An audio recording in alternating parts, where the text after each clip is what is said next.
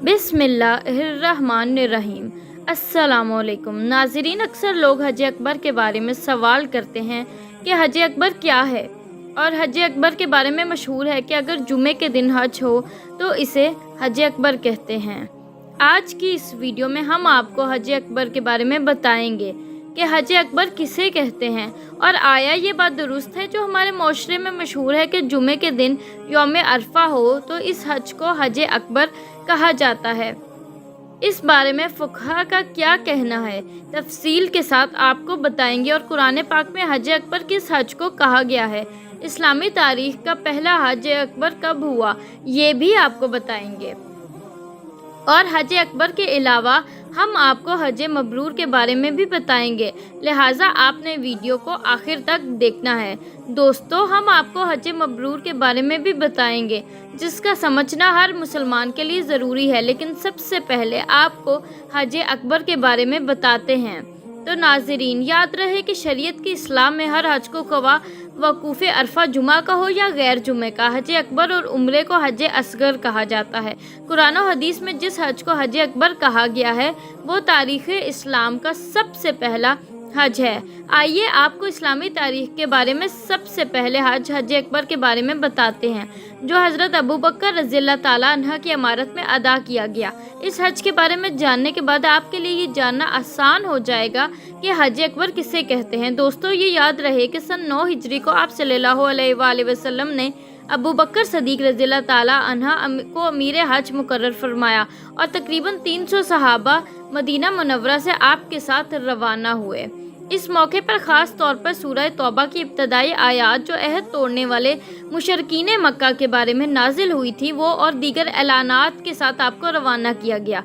सही बुखारी में हज़रत अबू हुरैरा रज़ियल्लाहु ताला अन्हा से रिवायत है कि जिन ऐलानात में ये था कि इस साल के बाद मुशरकीन मस्जिद हराम के पास ना आएँ, कोई शख्स बरहना बैतुल्लाह का तवाफ़ ना करे, जिससे अहद हुआ है वो इस मुद्दत को पूरा करें, और जिनसे अहद नहीं हुआ वो यौम अल्लाह हर 10 ज़िलहज से लेकर 4 माह तक हरम से ना निकल जाएं।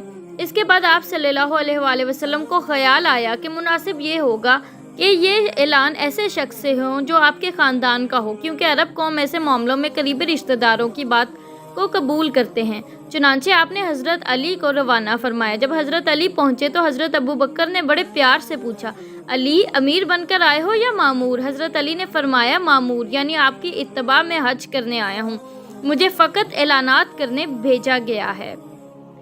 तमाम उलमा का इस पर इत्तफाक है कि ये इस्लाम का पहला हज था जो सन 9 हिजरी में हज़रत अबू बकर सदीक की इमारत में अदा किया गया, और इस पर भी उम्मत का इत्तफाक है कि इस हज पर वकूफ़ अरफा जुमे के दिन नहीं था। और इसी तरह ये बात भी सबके हम मुस्लिम है कि सूरह तौबा की इब्तदाई आयात इसी मौके पर नाजिल हुई, जिनमें एक आयत ये भी है कि और अल्लाह और इसके रसूल की तरफ से हज अकबर के दिन लोगों को आगाह किया जाता है कि अल्लाह और रसूल मुशरिकों से बेजार हैं। इस बात से पता चलता है कि हज़रत अबू बकर सदीक रज़ियल्लाहु ताला अन्हा का हज अकबर था जो सन 9 हिजरी को अदा किया गया, और इस दिन का वकूफ़ अरफा जुमे के दिन नहीं था। नाज़रीन, इससे मालूम हुआ कि वकूफ़ अरफा का जुमे के दिन होना हज अकबर के लिए ज़रूरी नहीं है, यानी इस हज को हज अकबर नहीं कहा जाएगा जिस हज में वकूफ़ अरफा जुमे के दिन होगा, बल्कि हर हज हज अकबर है और उम्रे के लिए हज असगर का नाम लिया जाता है। नाज़रीन, रही बात जुमे वाले दिन हज की फजीलत की, तो इस हवाले से जामिया अल असूल में इलामा इब्न कसीर ने एक रवायत ज़री के हवाले से ज़िक्र की है, जिसमें इस बात का जिक्र है कि जुमे का हज फजीलत के एतबार से 70 हज्जों के बराबर है। चुनांचे जामिया अल असूल में और ज़री से रवायत मोता के हवाले से नकल है, लेकिन ज़री के नकल करदा ये अल्फाज मोता के मशहूर नुस्खों में मौजूद नहीं है। नाज़रीन, याद रहे कि जुमे के दिन के बड़े फ़ज़ाइल और बरक़ात हैं। अलबत्ता जुमे के रोज़ के हज को हज अकबर कहना चूँकि किसी मुस्तनद रवायत से साबित नहीं है, इसलिए ज़रूरी है कि इस हज को हज अकबर ना कहा जाए जो जुमे के दिन आए, बल्कि हर हज ही हज अकबर है। नाज़रीन, ये थी हज अकबर के बारे में मुख्तसर गुफ्तगू। उम्मीद है आपको ये बात समझ आ गई होगी। चलिए बात करते हैं हज मबरूर की। तो याद रहे, हज मबरूर इस हज को कहते हैं जिसकी अदायगी में कोई गुनाह सरजद ना हुआ हो, और बाज़ उलमा ने कहा है हज मबरूर वो है जिसमें शहवानी बातों, फस्को फजूर और गुनाहों के इज्तनाब के साथ साथ रियाकारी और शहरत तलबी से बचने का इंतज़ाम किया गया हो। اور یہ بھی کہا گیا کہ حج مبرور یہ ہے کہ لوگوں کو کھانا کھلائے، اچھی باتیں کرے اور کثرت سے سلام کرے۔ ایسا حج اللہ کے نزدیک مقبول حج ہوتا ہے اور اس پر وہ اجر اور انعامات ملتے ہیں جن کی بشارت حضرت محمد صلی اللہ علیہ وآلہ وسلم نے اپنی حدیثوں میں دی۔ نبی کریم صلی اللہ علیہ وآلہ وسلم نے ایک حدیث میں حج مبرور کو ثواب بتاتے ہوئے یوں فرمایا: عمرہ اپنے سے پہلے والے عمرے کے درمیانی عرصے کے گناہوں کا کفارہ بنتا ہے اور حج مبرور کا اجر تو جنت ہے۔ دوسری حدیث میں آپ صلی اللہ علیہ وآلہ وسلم نے حج مبرور کو افضل ترین اعمال میں شامل فرمایا۔ چنانچہ حضرت ابو ہریرہ سے روایت ہے کہ نبی کریم سے سوال کیا گیا کہ سب سے بہتر عمل کون سا ہے؟ آپ نے فرمایا اللہ اور اس کے رسول پر ایمان لانا۔ پوچھا گیا پھر کیا؟ آپ صلی اللہ علیہ وآلہ وسلم نے فرمایا اللہ کے راستے میں جہاد۔ عرض کیا گیا پھر کیا؟ آپ صلی اللہ علیہ وآلہ وسلم نے ارشاد فرمایا کہ حج مبرور۔ ایک اور حدیث میں آپ صلی اللہ علیہ وآلہ وسلم نے حج مبرور کو عورتوں کا جہاد قرار دیا، جیسا کہ حضرت عائشہ رضی اللہ تعالیٰ عنہ کی ایک روایت میں ہے کہ انہوں نے پوچھا اے اللہ کے رسول، ہم لوگ کیوں نہ آپ کے ساتھ غزوہ اور جہاد میں شامل ہوں؟ آپ صلی اللہ علیہ وآلہ وسلم نے جواب فرمایا تم لوگوں کے لیے سب سے اچھا جہاد حج ہے جو کہ حج مبرور ہو۔ ناظرین، اب سوال یہ پیدا ہوتا ہے کہ وہ حج مبرور کا جس کا اتنا ثواب اور اتنی فضیلتیں ہیں وہ کیسے ممکن ہے اور اس کی کیا شرائط ہیں؟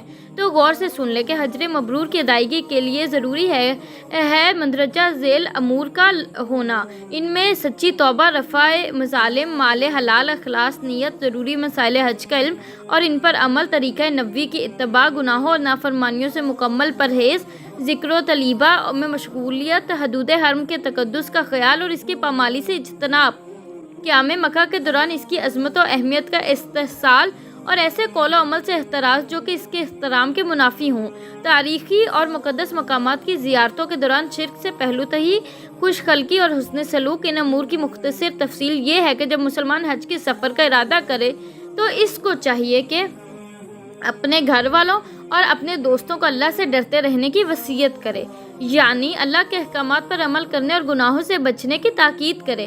حج کے لیے حلال کمائی اور پاکیزہ ہو۔ آپ صلی اللہ علیہ وآلہ وسلم نے فرمایا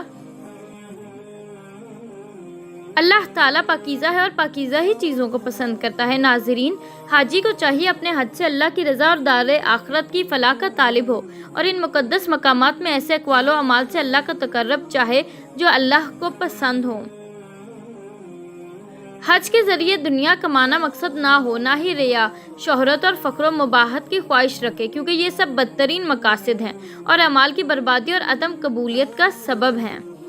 ناظرین، حج مبرور کے طالب حاجی کو چاہیے کہ اپنے سفر میں صاحب تقویٰ اور عالم دین کی صحبت اختیار کرے تاکہ وہ مناسک حج کو اچھی طرح سیکھ سکے، مشکل مسائل کے خوب سمجھ لے اور اپنا حج خوب دینی بصیرت کے ساتھ اللہ کے نبی صلی اللہ علیہ وآلہ وسلم کی سنت کے مطابق ادا کرے۔ آپ نے صحابہ کرام کو اعمال حج کی تعلیم دیتے ہوئے تاکید فرمائی ہم سے اپنے حج کے مناسک سیکھ لو۔ ناظرین، حج مبرور کے لیے یہ بھی ضروری ہے کہ حاجی مناسک حج کو باحسن طریقے انجام دینے کے علاوہ پورے سفر میں کثرت سے ذکر و استغفار کرے، دعا اور قریہ زاری کے ذریعے گناہوں کی معافی چاہے، قرآن کی تلاوت کرے اور اس کے معنی سمجھے، نماز با جماعت کا اہتمام کرے، جھوٹ، غیبت اور بدکلامی سے زبان کو محفوظ رکھے، رفقائے سفر اور دوستوں کے ساتھ حسن سلوک کرے، ان کے کام آئے، ضرورت اور مصیبت کے وقت ان کی مدد کرے، خوش اسلوبی کے ساتھ انہیں اچھی بات کا حکم دے اور برائی سے روکے، جھگڑے، فساد اور ترش روی سے خود بھی بچے اور انہیں بھی بچائے، تقویٰ اور خوف خدا کو ہمیشہ ملحوظ خاطر رکھے۔ ناظرین، یہ تھی ہماری آج کی ویڈیو جس میں ہم نے آپ کو حج اکبر اور حج مبرور کے بارے میں بتایا۔ اگر آپ کو پسند آئی ہو تو لائک اور شیئر کیجیے گا اور ہمارے چینل کو سبسکرائب کیجیے گا اور ساتھ ہی ساتھ ہمارے چینل کے بیل آئیکن کو پریس کر دیا جائے گا تاکہ آنے والی تمام ویڈیوز آپ کو بآسانی نوٹیفیکیشن کے ذریعے مل جائیں۔ شکریہ۔